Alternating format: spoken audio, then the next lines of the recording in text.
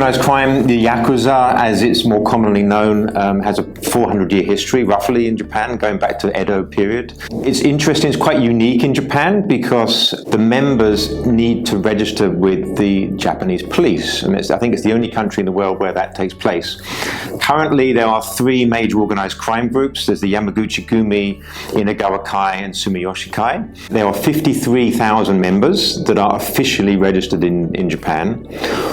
The membership, however, has been somewhat dwindling over the last decade or so. A couple of reasons for that. One is young people, frankly, do not want to join organized crime groups anymore. The popularity is not as it was.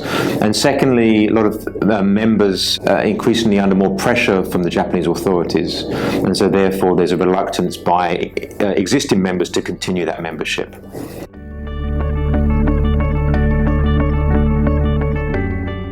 Japan, interestingly, everybody thinks it's a developed country, which it is. However, there's a surprising lack of transparency in Japan, actually, compared to other developed countries. So, for example, in the United States, it's very easy to find information about companies, individuals, in so much as, when you're doing your due diligence, it's much easier and much more transparent. In Japan, clearly there are language barriers, but there's very little information, frankly, that is in the public arena.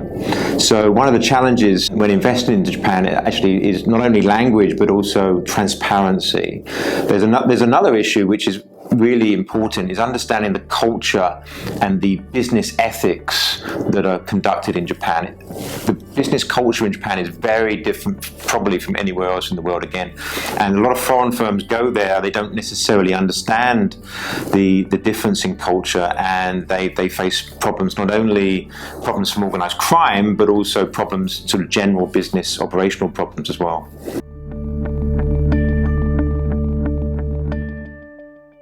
As I mentioned, the membership of organized crime groups in Japan is somewhat dwindling. There's also been increased pressure by the Japanese police on regulation of organized crime groups. This has been pushing organized crime group membership somewhat underground, actually. So of the 53,000 members that are officially registered, there's probably a large percentage that are not registered. And I think this trend has been continuing as foreign investment continues in Japan. Organized crime groups know that foreign companies do more due diligence perhaps than Japanese companies.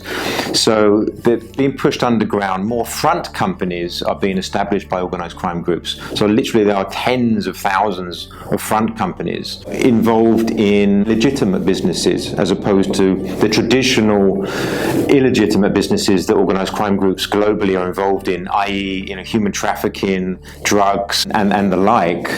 Nowadays, they are involved in restaurants, they're involved in construction, they're involved in real estate, they're involved in financing. So there is a shift in change in terms of the structure of organized and the businesses they operate. I think what's going to be interesting is 2020, when because Japan has been successful in hosting the Olympics. There's major construction projects and businesses that are going to benefit that Olympic, Tokyo hosting that Olympics.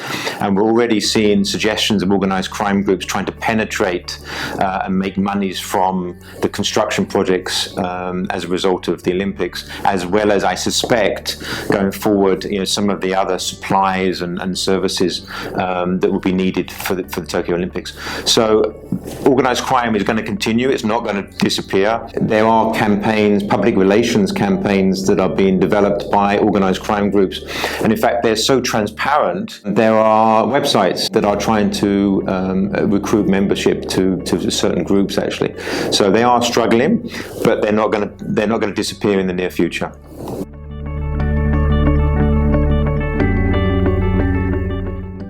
It's really important not to rely on Google searches to do your due diligence.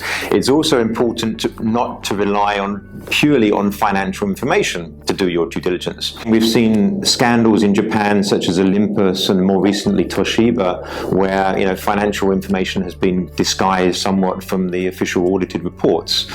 So please don't rely solely on financial due diligence to do your deals in Japan. There's 2 very good examples of that. It's important, I think, to hire external expertise to be able to support due diligence, including Japan. The organized crime threat is there, it is apparent. Corruption still occurs in Japan. So it's important to understand what the risks are and to identify whether those risks are apparent in the transaction or the business partnership that our clients are looking to undertake. So again, treat Japan just like any other country where you need to do more thorough, in-depth due diligence.